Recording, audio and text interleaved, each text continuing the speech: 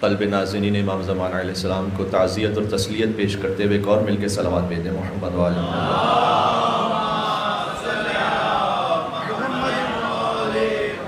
اما بعد فقد قال اللہ الحکیم فی کتابہ المجید بسم اللہ الرحمن الرحیم ومن یخرج من بیتہ مہاجرا الی اللہ ورسولہ ثم یدرکہ الموت فقد وقع اجرہ علی اللہ نعرہ صلوات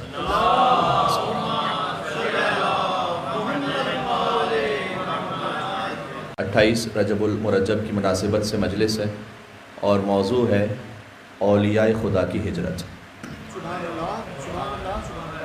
سورہ نساء کی آیت نمبر 100 کا ایک حصہ ہم نے آپ کی خدمت میں پڑھا ہے، جس میں اللہ سبحانہ وتعالیٰ نے ارشاد فرمایا ہے کہ وَمَن يَخْرُجْ مِن بَيْتِهِ مُهَاجِرًا إِلَى اللَّهِ وَرَسُولِهِ، جو اپنے گھر سے خارج ہو مہاجرن ہجرت کرتے ہوئے إِلَى اللَّهِ وَرَسُولِهِ اللہ اور اس کے رسول کی طرف، ثُمَّ يُدْرِكْهُ الْمَوْتِ سفر امام حسین علیہ السلام کو ملحوظ خاطر رکھیے گا اور آیت کا ترجمہ سماعت فرمائیے گا۔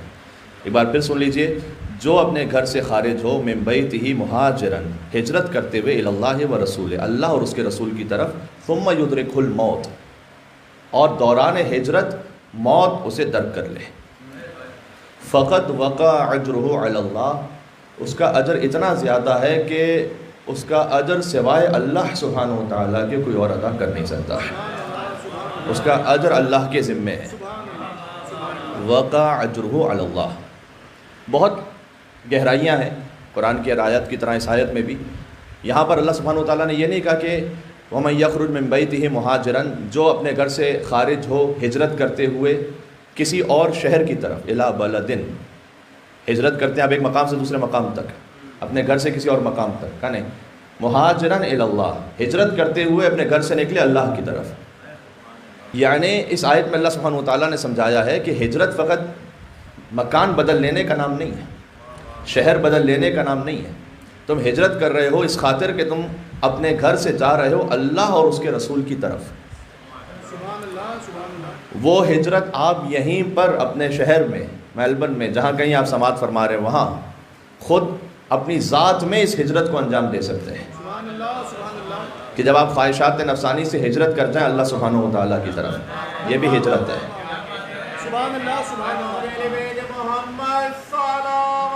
اللہم صلی علی محمد وعلی محمد۔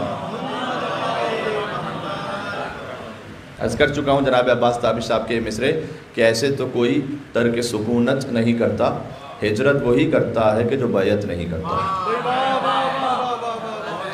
ہجرت وہی کرتا ہے جو بیعت نہیں کرتا۔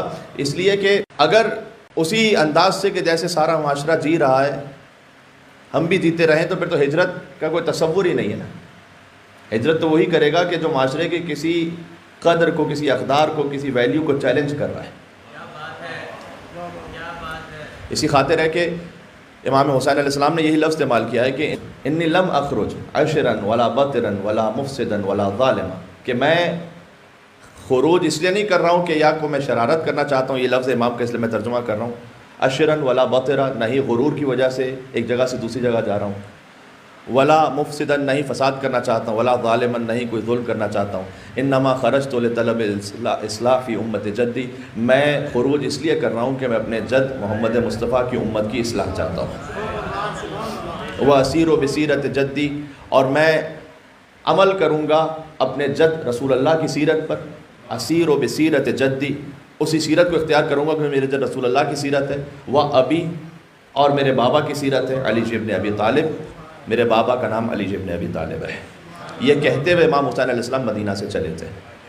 تو آپ اولیاء خدا کی ہجرت ملاحظہ فرمائیے گا، حضرت ابراہیم علیہ السلام کی ہجرت کا ذکر قرآن کریم میں موجود ہے، سورہ ابراہیم آیت نمبر 37۔ حضرت ابراہیم اللہ سبحانہ و تعالیٰ سے کہتے ہیں کہ ربنا انی اسکنت، پروردگار میں یہاں چھوڑ کر جا رہا ہوں ذریتی، اپنی ذریت کو، بواد غیر ذی زرع، ایک ایسی وادی میں کہ جہاں پر کوئی زراعت نہیں ہے، مکہ صحرا تھا، عند بیتک المحرم، تیرے احترام والے گھر کے پاس میں اپنی ذریت کو چھوڑ کے جا رہا ہوں۔ حضرت ہاجر اور حضرت اسماعیل علیہ السلام کو انہوں نے وہاں چھوڑا، فلسطین سے ہجرت کی انہوں نے، مکہ آئے، بیت وہاں موجود تھا، اللہ تعالیٰ کا بیت تو حضرت آدم علیہ السلام ہی نے تعمیر کیا تھا، بعد میں حضرت ابراہیم حضرت اسماعیل علیہ السلام نے اس گھر کی دیواروں کو بلند کیا تھا۔ وَإِذْ يَرْفَعُ إِبْرَاهِيمُ الْقَوَاعِدَ مِنَ الْبَيْتِ وَإِسْمَاعِيلُ رَبَّنَا تَقَبَّلْ مِنَّا، یہ سورہ بقرہ کی آیت ہے کہ آپ یاد کیجئے حبیب اس وقت کو کہ جب ابراہیم اور اسماعیل مل کر خانہ کعبہ کی دیواروں کو بلند کر رہے تھے، یعنی بیت پہلے سے تھا، وہ دیواروں کو بلند کر رہے تھے، سبحان اللہ۔ اور انہوں نے کہا نہیں زبان سے، یہ نہیں ہے کہ قال، دونوں نے مل کر کہا کہ پروردگار تو ہماری جانب سے اس عمل کو قبول فرمانا، ربنا تقبل منا، ان کے عمل کی کیفیت یہ تھی کہ ان کا عمل یہ کہہ رہا تھا کہ پروردگار تو ہماری جانب سے اسے قبول فرما، یعنی آپ کے عمل کا معیار وہ ہو کہ خود بخود عمل اس بات کی گواہی دے کہ پروردگار تو اسے قبول فرما۔ یہ حضرت ابراہیم علیہ السلام کی ہجرت ہے۔ جب انہوں نے یہ ہجرت فرمائی تو سرکار ختمی مرتبت کی بھی ہجرت تاریخ میں، اچھا اس ہجرت میں وَاجْعَلْ أَفْئِدَةَ النَّاسِ تَهْوِي إِلَيْهِ، سبحان اللہ، کہ میں اپنی ذریت کو اس غیر آباد شدہ وادی میں چھوڑ کے جا رہا ہوں، اور میری دعا یہ ہے کہ فَاجْعَلْ أَفْئِدَةَ النَّاسِ تَهْوِي إِلَيْهِمْ، کہ تو انسانوں کے دلوں کو میری ذریت کی طرف موڑ دے۔ یہ حضرت ابراہیم علیہ السلام نے دعا کی تھی ہجرت کے وقت۔ آپ کا آج اس مجلس امام حسین علیہ السلام میں آنا خود حضرت ابراہیم علیہ السلام کی دعا کی تعبیر ہے۔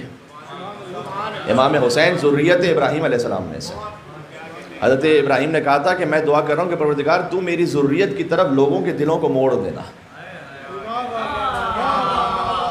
بات واضح ہو رہی ہے؟ اللہ اکبر، اللہم صلی علی محمد وعلی محمد۔ اللہ سبحانہ وتعالیٰ نے انسانوں کے دلوں کو موڑ دیا ہے ابراہیم علیہ السلام کی ذریت کی طرف، کیونکہ ابراہیم علیہ السلام اور ابا عبداللہ حسین علیہ السلام خود ان میں بڑا ایک گہرا تعلق ہے، بہت سارے حوالوں سے، بہت سارے واقعات کے سلسلے میں، کہ جیسے اس وقت پیش کرنا مقصود نہیں ہے، کبھی کسی اور موضوع میں آپ کی خدمت میں عرض کروں گا۔ ابراہیم علیہ السلام نے گریہ کیا امام حسین علیہ السلام پر، تو فدیناہ بذبح عظیم، ہم نے فدیہ قرار دیا اسماعیل کو ایک بڑی قربانی کے لیے، ذبح عظیم ابا عبداللہ حسین علیہ السلام۔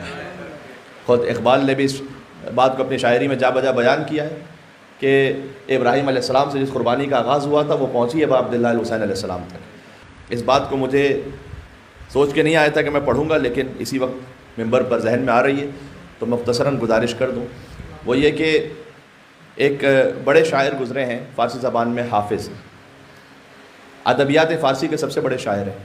انہوں نے ایک شعر یہ کہا تھا کہ مرید پیر مغانم زمن مرنج اے شیخ، کہ وعدہ تو کر دی و بجاؤ آورد، اے شیخ آپ مجھ سے رنجیدہ نہ ہوں، اس لیے کہ میں اپنے پیر کا مرید ہوں، چونکہ وعدہ آپ نے کیا تھا لیکن وفا انہوں نے کیا تھا۔ یہ ایک شعر ہے حافظ کا۔ حافظ کے بڑے عرفانی اشعار ہیں، اور فقط افسانہ گوئی نہیں ہے، یہاں پر کسی حقیقت کی طرف اشارہ ہے۔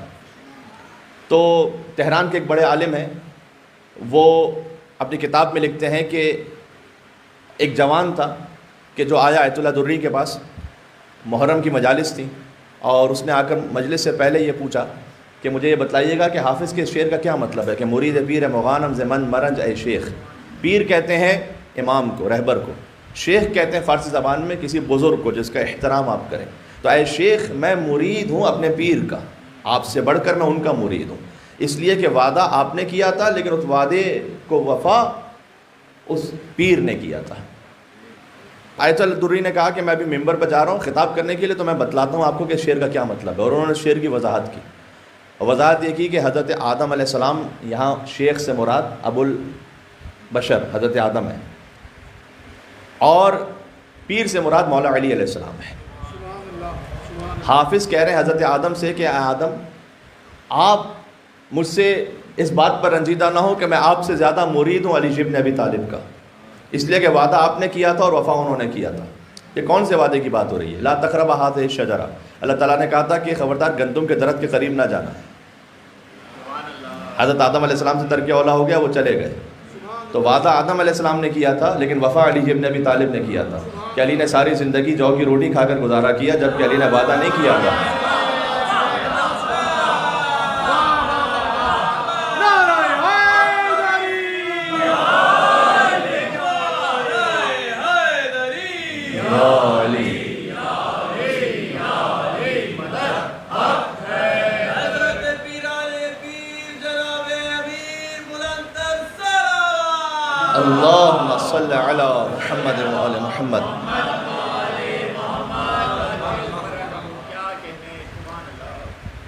ان دو مصروں کو میں نے آج کی مجلس میں کیوں پڑھا ہے؟ میرے ساتھ ایک اور سفر طے کریں گے انشاءاللہ۔ اس جوان کا یہ کہنا ہے کہ آیت اللہ دری نے یہ وضاحت کی، اور بہت ہی معقول وضاحت ہے، اور آپ تک بھی یہ وضاحت بہت اچھی طریقے سے پہنچی۔ کہتے ہیں آیت اللہ دری کا انتقال ہو گیا۔ جب کوئی گزر جاتا ہے دنیا سے تو وہ غیب کو شہود پاتا ہے پھر، اور وہ غیب کی باتوں کو دیکھ پاتا ہے۔ تو وہ جوان کہتا ہے کہ میں نے آیت اللہ دری کو خواب میں دیکھا ان کے مرنے کے بعد، اور انہوں نے مجھ سے یہ کہا کہ تم نے مجھ سے میری زندگی میں پوچھا تھا کہ حافظ کے شعر کا مطلب کیا ہے کہ مرید پیر مغانم زمن مرنج اے شیخ، اے شیخ آپ مجھ سے رنجیدہ نہ ہوں، میں اپنے پیر کا مرید ہوں، اس لیے کہ وعدہ آپ نے کیا تھا، وفا انہوں نے کیا تھا۔ تو میں نے تمہیں بتلایا تھا کہ یہاں شیخ سے مراد حضرت آدم علیہ السلام ہے اور پیر سے مراد مولا علی علیہ السلام ہے، لیکن میرے مرنے کے بعد مجھ پر ایک نیا راز کشف ہوا ہے کہ شعر میں ایک اور مزید گہرائی ہے، اور گہرائی یہ ہے کہ یہاں شیخ سے مراد، بات ضائع نہ کیجیے گا، شیخ سے مراد ابراہیم علیہ السلام ہے اور پیر سے مراد حسین علیہ السلام ہے۔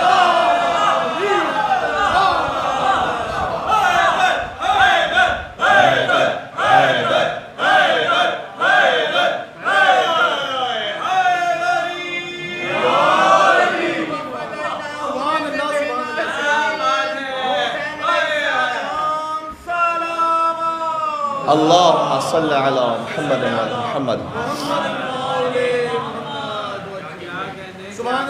ہے میرے ساتھ آپ کہ اے ابراہیم آپ مجھ سے رنجیدہ نہ ہوں، اس لیے کہ میں آپ کا مرید ہوں، لیکن آپ سے بڑھ کر اپنے پیر کا مرید ہوں، اس لیے کہ وعدہ آپ نے کیا تھا، وفا انہوں نے کیا تھا۔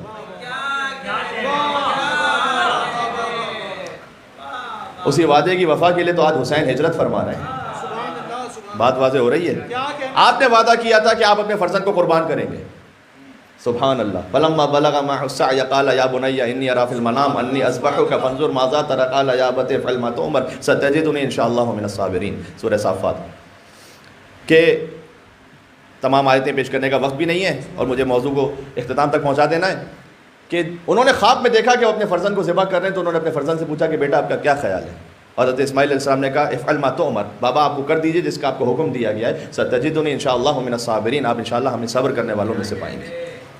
یہ اسماعیل علیہ السلام کی منزل تھی کہ اللہ تعالیٰ نے انہیں صابرین میں سے کہا ہے۔ مشکلات پر صبر کرنا ایک منزل ہے، اور پھر شکر کی ایک اور منزل ہے۔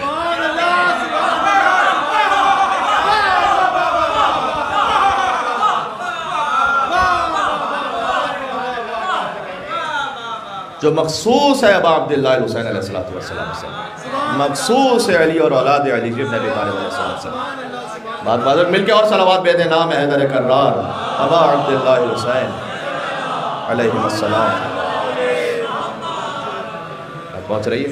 تھوڑا سا آگے تشریف لے آئیے گا مومنین، تھوڑا سا آگے تشریف لے آئیے گا، مل کے صلوات اور بے دے محمد و آل محمد پر، اللہم صلی علی۔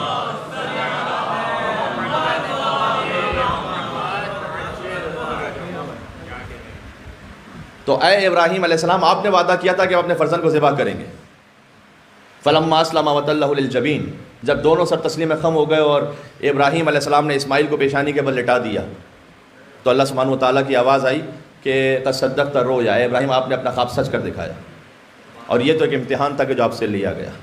تو اللہ تعالیٰ نے اس وقت ایک مصلحت کی خاطر وفدیناہ بذبح عظیم، اور ہم نے فدیہ قرار دیا اسماعیل کو ایک ذبح عظیم کے لیے، کیونکہ اسماعیل کی نسل سے امام حسین علیہ السلام۔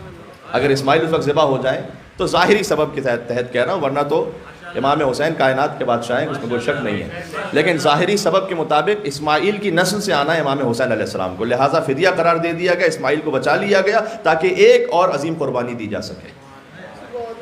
اور اس وقت ابراہیم علیہ السلام نے گریہ کیا امام حسین پر۔ جب امام حسین علیہ السلام پر ابراہیم نے گریہ کیا تو حدیث و روایت کا جملہ ہے کہ اے ابراہیم آپ اسماعیل کو ذبح کر کے جس مقام فضیلت تک پہنچنا چاہتے تھے وہ ہم نے حسین پر گریے کی وجہ سے آپ کو عطا کر دیا۔ عجب ہے یہ۔ آپ کی صدائیں بلند ہو گئیں، نکات اور کچھ موضوعات اور بھی تھے جنہیں مجھے پیش کرنا تھا، لیکن آج چاہتا ہوں گفتگو مختصر رہے، باقی باتیں پھر کبھی اور صحیح انشاءاللہ۔ 26 رجب کا واقعہ ہے کہ جب امام حسین کو دربار بلایا گیا،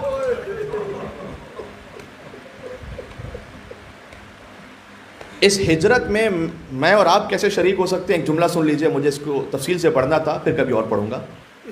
یہ یا لیتنی کنت معکم فافوز معکم. جو صادقانہ خلوص نیت کے ساتھ یہ کہے. ہمارا عمل اس مقام تک نہیں پہنچ سکتا، لیکن بشری استطاعت میں جس حد تک ہو سکے اپنے آپ کو جوڑ لے حسین سے، اور پھر خلوص نیت کے ساتھ کہے یا لیتنی کنت معکم، اے کاش ہوتا میں آپ کے ساتھ مولا با. میں عرض کر رہا ہوں لیاقت ہم میں سے کسی کی نہیں کہ ہم یہ کہہ سکیں، لیکن جب امام نے ہم سے یہ کہا، یہ بعض لوگ یہ کہتے ہیں کہ آپ کیسے کہہ سکتے ہیں یہ یا لیتنی کنت معکم. امام علیہ السلام نے ہمیں جو سکھلایا تھا، تو کیا امام نہیں جانتے تھے کہ 99.99% بلکہ شاید 100% میں سے کسی کی لیاقت نہیں ہے کہ وہ اپنے آپ کو کربلا کے شہیدوں سے جوڑ سکے؟ لیکن پھر بھی امام نے کہا یہ پڑھو، تو یہ کہو، نیت میں رکھو اپنی، یہاں نیت کا اجر ہے. اللہ تعالیٰ آپ کو کربلا لے جائے انشاءاللہ. جو حسین تک پہنچے، من زار الحسین فقد زار اللہ علی عرشہ، وہ عرش پہ خدا کی زیارت کر رہا ہے. 26 رجب ابا عبداللہ الحسین بنی ہاشم کے جوانوں کے ساتھ مسجد نبوی میں تشریف فرماتے کہ ولید کا قاصد آیا، حاکم مدینہ، اور اس نے کہا کہ ولید نے آپ کو بلایا ہے، دربار میں طلب کیا ہے. امام نے کہا اس سے کہو ہم آتے ہیں کچھ دیر میں. بنی ہاشم کے جوانوں نے کہا کہ اے مولا، اس رات کے پہر کیوں بلایا ہوگا آپ کو سے؟ امام نے کہا کہ یزید کا باپ دنیا سے چلا گیا ہے، اور اب یزید تخت خلافت پر ہے، اور حاکم مدینہ یہ چاہتا ہے کہ وہ ہم سے بیعت لے. اتنے میں ولید کا قاصد پھر آ گیا کہ ولید آپ کا انتظار کر رہا ہے، آپ تشریف لے آئیے. امام نے کہا جب ہمیں آنا ہوگا ہم اپنے اختیار اور اپنی مرضی سے آئیں گے، اس سے کہو کہ ہم کچھ دیر میں آ رہے ہیں. کچھ دیر بعد ابا عبداللہ علیہ السلام اٹھے اور بنی ہاشم کے جوان ان کے ساتھ چلے. امام نے کہا ان بنی ہاشم کے جوانوں سے کہ ولید نے مجھے تنہا بلایا ہے، میں تنہا دربار میں جاؤں گا. ہاں اگر دربار میں میری آواز بلند ہو جائے تو پھر تم دربار میں آ جانا. ابا عبداللہ الحسین علیہ السلام کائنات کے حاکم، نواسہ رسول، جگر گوشہ بطول پہنچے دربار میں. حسین کا دربار میں جانا کجا اور زینب کا دربار میں جانا کجا.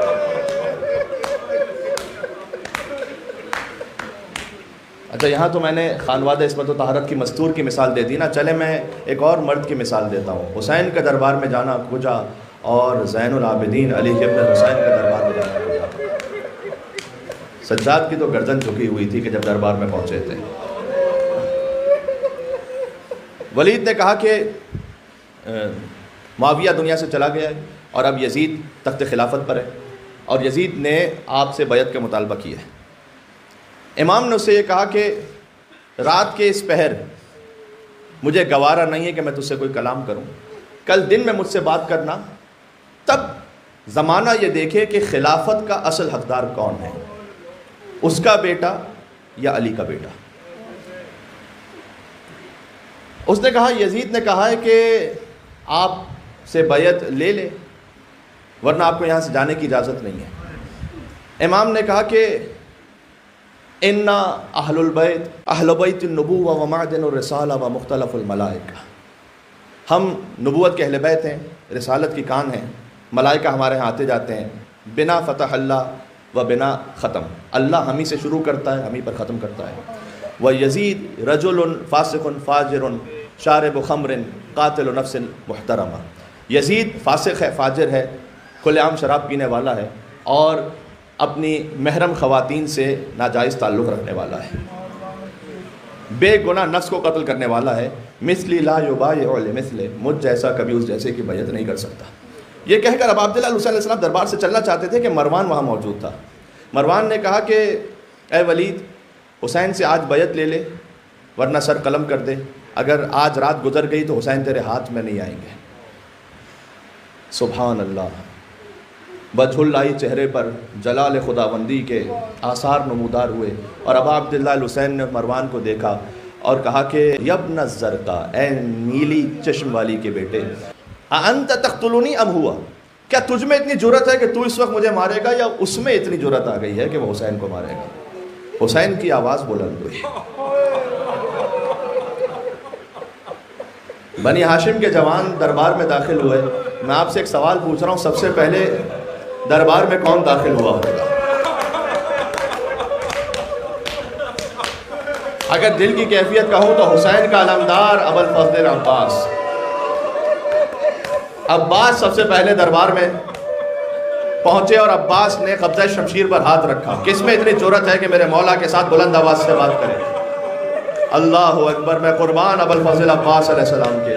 مولا اس وقت کیا وقت تھا کہ جب آپ ہی کے آقا نے کہا حل من ناصر ینصرنا، حل من مغیث یغیثنا۔ کربلا کا آغاز ہو رہا ہے عزیزوں، 28 رجب المرجب ہے، حسین مدینہ چھوڑ کے جا رہے ہیں۔ دیکھو، جب ہم اور آپ کے لیے کربلا سے، مدینہ سے کوئی بھی زیارت کا مقام ہوتا ہے، آخری رخصت بڑی سخت ہوتی ہے۔ میں نے تمام مومنین ہی کی یہ کیفیت دیکھی ہے کہ وہ جاتے ہیں زری کے پاس۔ اب کیا کہوں، جنت البقیع میں تو کوئی زری ہی نہیں ہے، اگر مدینہ میں ہو تو قبر کو دیکھتے ہیں اور دور سے آخری سلام کرتے ہیں، اور جب باہر نکل رہے ہوتے ہیں تو قدم نہیں چل پاتے ان کے، بار بار چہرہ موڑ موڑ کر دیکھتے ہیں کہ مولا آخری سلام، مولا آخری سلام۔ پھر جب وہاں سے نکلتے ہیں تو آخر میں گنبد کو دیکھتے ہیں، حتیٰ یہ کہ جب بس میں بیٹھ جاتے ہیں، بس وہاں سے روانہ ہو رہی ہوتی ہے تو آخر میں پھر گنبد کو دیکھ کر ایک سلام کرتے ہیں۔ بہت سخت کیفیت ہوتی ہے ایک مومن کے لیے، کربلا کو چھوڑنا، مدینہ کو چھوڑنا، مشہد کو چھوڑنا۔ اور سوچو حسین نے اپنی ماں کی قبر سے کیسے وداع کیا، حسین نے اپنے نانا رسول اللہ کی قبر سے کیسے وداع کیا، جان مدینہ مدینہ سے جا رہا تھا۔ اب عبد الحسین، یہ 26 رجب کا واقعہ ہے۔ تاریخوں میں لکھا ہوا ہے کہ 2 مسلسل راتیں امام نے اپنے نانا کی اور اپنی ماں کی قبر پر گزاری۔ بار بار آتے تھے، فقط ایک مرتبہ نہیں آئے، بار بار آتے تھے اور بار بار اپنے نانا سے کلام کرتے تھے، اور آ کر یہ کہتے تھے کہ اللہم ھذا قبر نبیک، پروردگار یہ تیرے نبی کی قبر ہے، وَأَنَا ابْنُ بِنْتِ نَبِيِّكَ، اور میں تیرے نبی کی بیٹی کا بیٹا ہوں۔ اس کے بعد فرماتے تھے کہ نانا مجھے اپنا بچپن یاد ہے، نانا جب آپ مجھے گودی میں اٹھایا کرتے تھے اور مجھے چوما کرتے تھے، نانا آپ مجھے اپنے شانوں پر بٹھا کر مدینہ کی گلیوں میں پھرا کرتے تھے، آج آپ کا نواسہ جا رہا ہے مدینہ سے۔ یہ جملہ بھی ہے کتابوں میں کہ نانا اگر ہو سکے تو مجھے اپنی قبر میں لے لیجیے، میں آپ سے رخصت نہیں ہو پاؤں گا۔ اپنی ماں کی قبر پر آئے۔ حضرت مرحوم علامہ طالب جوہری صاحب ان جملوں کو پڑھتے تھے کہ جب حسین رسول اللہ کی قبر پر جاتے تھے تو قدم جمع جمع کر جاتے تھے، اپنے بھائی امام حسن کی قبر پر تو جیسے کوہ ذی وقار جا رہا ہو، لیکن جب پہنچے اپنی ماں کی لحد پر تو ایسے دوڑتے تھے کہ جیسے کوئی چھوٹا بچہ اپنی ماں کی قبر پر، اپنی ماں کی آغوش میں آئے، اور آ کر کہتے تھے کہ اماں مدینہ رہنے کے قابل نہیں رہا،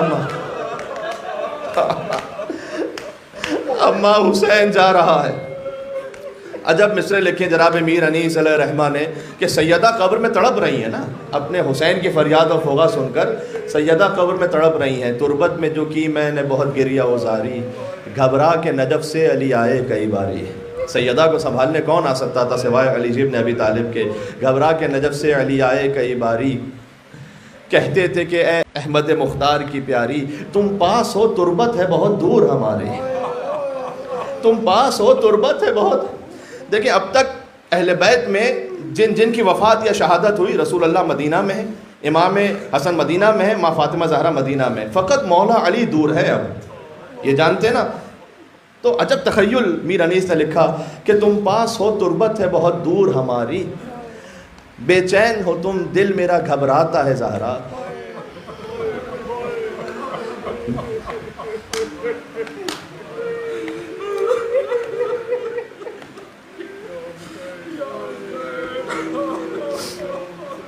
تخیل اس میں یہ تھا کہ آپ اس وقت تربت میں تڑپ رہی ہیں تو دل میرا گھبرا رہا ہے، کیا ہم سے نہ رخصت کو حسین آئے گا زہرا؟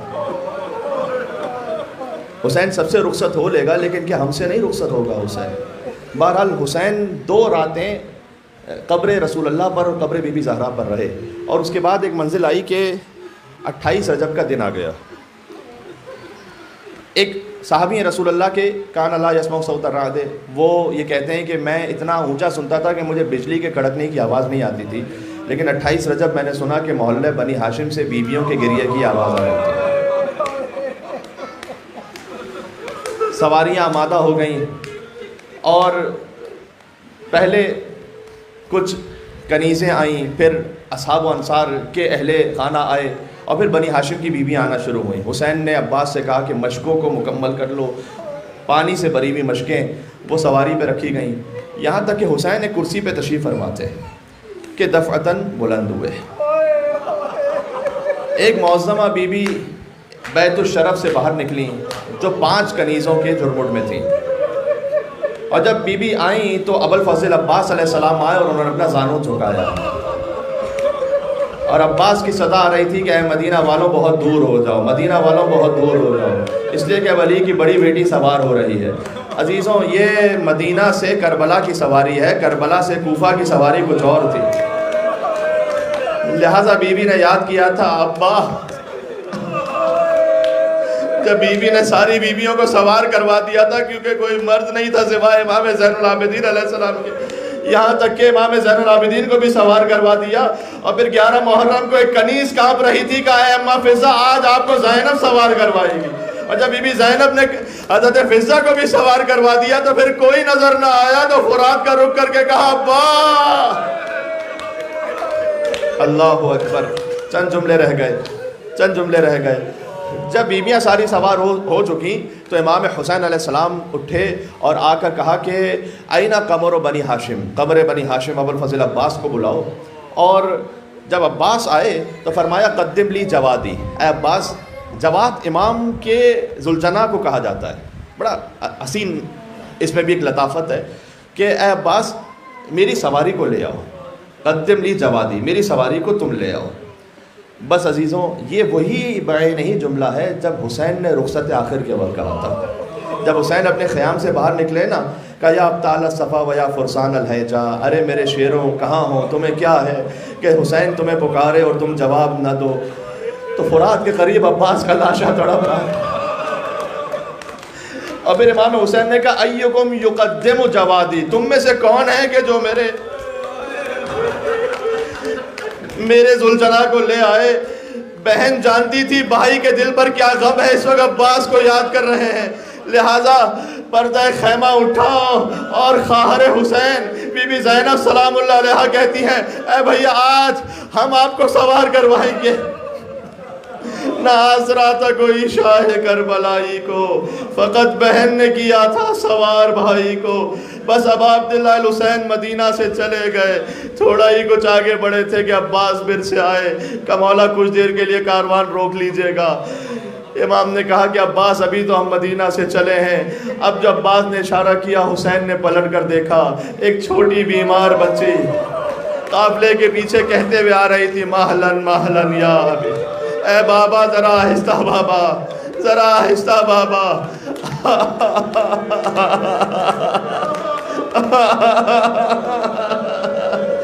بس عزیزوں، تفصیل مسائل پھر کبھی اور صحیح پڑھوں گا، حسین نے اپنی بیٹی سے کیسے رخصت ہوا، یہ بہت سخت منزل ہے۔ بس حسین نے کہا تھا کہ میری ہر اولاد یا میرے بابا علی مرتضیٰ سے ملتی ہے یا میرے نانا رسول اللہ سے ملتی ہے، لیکن فاطمہ صغریٰ میری ماں فاطمہ زہرا کی شبیہ ہے۔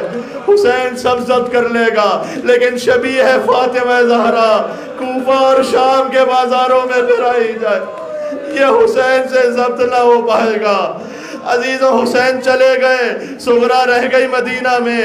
صغریٰ کا دل تڑپتا رہتا تھا، اپنی نانی ام سلمہ کے ساتھ تھی، بار بار آگے کہتی تھی اے نانی کاش میرے بابا کی طرف خیر ہو۔ ایک منزل وہ آئی کہ عاشور کا دن تھا، امام حسین علیہ السلام رخصت کے وقت ایک شیشی دے کر گئے تھے بی بی ام سلمہ کو، اور اس میں خاک تھی جس میں کہا تھا کہ جب تک یہ خاک رہے سمجھنا کہ میں زندہ ہوں، جب خاک خون میں بدل جائے تو سمجھ لینا کہ حسین مار دیا گیا ہے۔